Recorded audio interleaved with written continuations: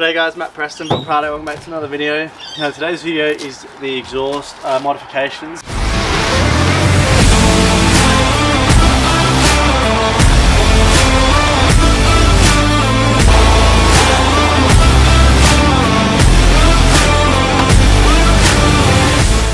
So in this video, plan is to chop, because all the bolts are completely corroded over, remove the old exhaust and put on a new exhaust, which I got from a wreckers for I got actually a good price because they actually chopped it off instead of unbolting it. So I got for about 80 bucks, I'd say, and I quoted from another wreckers and it was they sold theirs for like 350, so I got it for a pretty good price.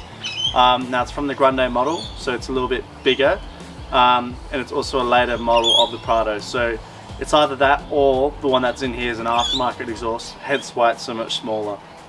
And also there'll be a back pipe going on that goes up and over the rear diff, so we're pretty much putting it back to stock, so you could say not even modifying it, we're just putting it back to stock. But regardless, the amount of like noise it makes and you can't hear when you drive, it's so annoying. So for touring and pretty much practicality wise and health and safety and legalness, it's going to be better. So hope you enjoy. On a lot of my videos as well, you guys are commenting, oh, what exhaust do you have? It sounds awesome, what is it? And I'm messaging you and I'm literally just saying, oh, it's been chopped about here, just in front of the rear diff. And a lot of you guys are like, oh, okay, because everyone thinks it's like an aftermarket exhaust, but it's not. It's literally just been chopped here, but the muffler is smaller, considerably, like half the size. Right, here's a video starting the car up with the old exhaust on that has a few holes.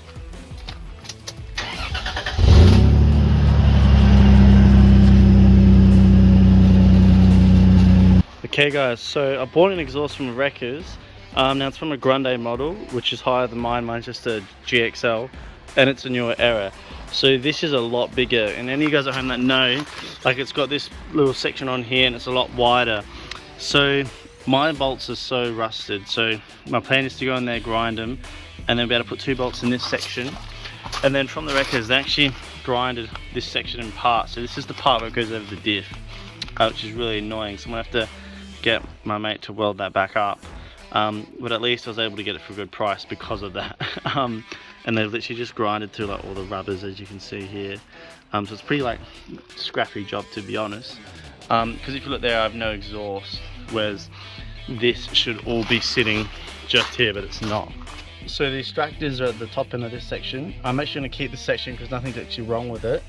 It's a bit like corroded, as you can see, there's no holes, but in here you can quite literally see all that black line there. That's the hole, and it goes all the way around almost. And then this end, well, there you go. And then obviously there's no section across here. Okay guys, so we took it off finally. You can see a size comparison, it's crazy.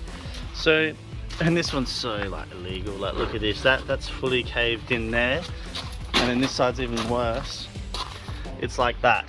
So it's literally been like this for like a year. Obviously that's illegal and doesn't do anything, whereas this is still properly tough. I know it doesn't look great, but compared to the one we're coming from, it also has a hole here.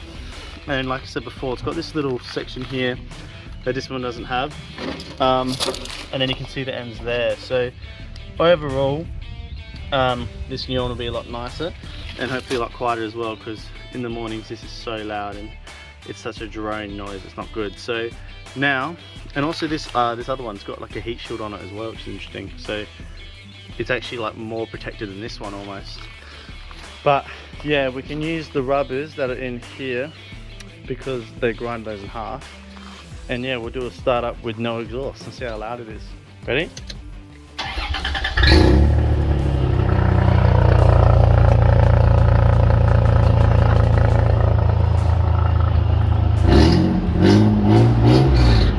So now we've got the new bolts and washers in, and then those 2 rubbers are still up there. Oh yeah, don't mind the mud, I haven't cleaned it yet.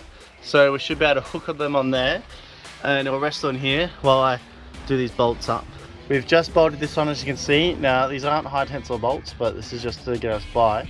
So that's all on there now, that's solid. And as you can see, the big old Grande exhaust fits in this area. So the other one must have been an aftermarket exhaust, hence why it's so much smaller, and it did have a brand on it, whereas this is Toyota, as you can see here. So that's on. which is lovely. I'm pretty happy with that. So now we'll start it up and see if it's any quieter. Start with half the exhaust on. Oh, that's a lot quieter. Still a little bit rattly, but it's an old car.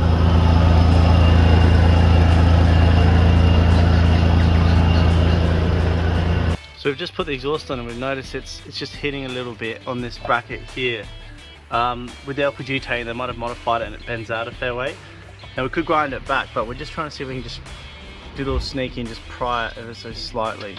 Okay, so now the whole exhaust is on to the end, and we're going to start, see how loud it is. Yeah, that's way quieter.